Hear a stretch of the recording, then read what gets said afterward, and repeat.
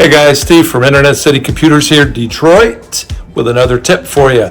We're going to show you, we've been asked to do a little more in-depth video on changing a CPU and memory, so here you go. We're going to show you how to properly change a CPU and some memory. So here we go. Let's go over here and we'll get at it. Okay, so first of all, you got to remove the heatsink. Usually there's 4 screws. Just undo them all and pull the heatsink off. Once you got this heatsink off,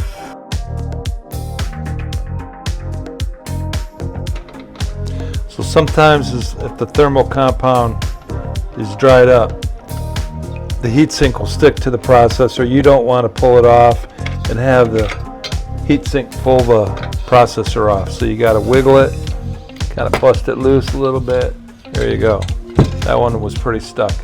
Now when you're taking this off, you have to be very careful that you don't hit these pins or the fins on the CPU socket. So what we're going to do is we're going to hold it with one finger and lift this little arm up, still holding on to it, flip the tray up, grab this, let it tip down without sliding it, and we pull it out.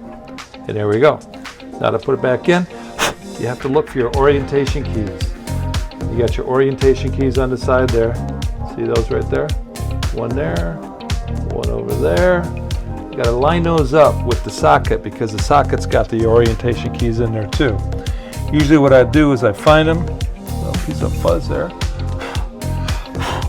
and I'll align this side with the edge of the socket and then let it fall down to the other side real carefully, just like that.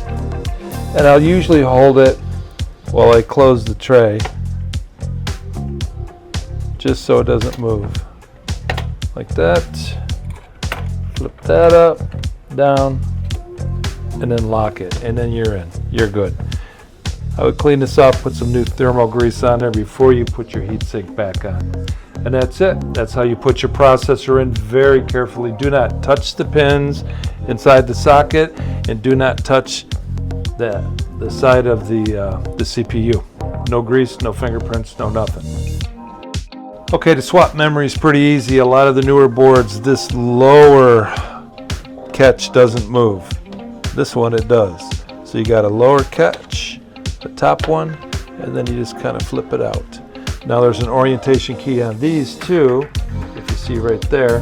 You got to line that up with this orientation key there, and then stick it in the bottom, stick it in the top, and you'll hear it click like that. And then I push these ears together, make sure they're tight. That's how you change your memory.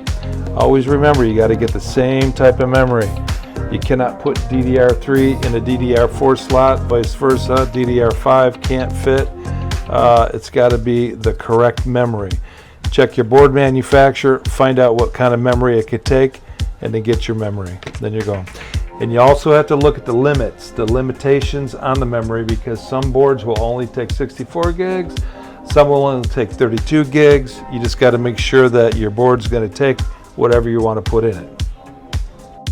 So if you liked that video, please give us a thumbs up and subscribe, and be sure to come back next time for another tip on Fix It Right. Adios.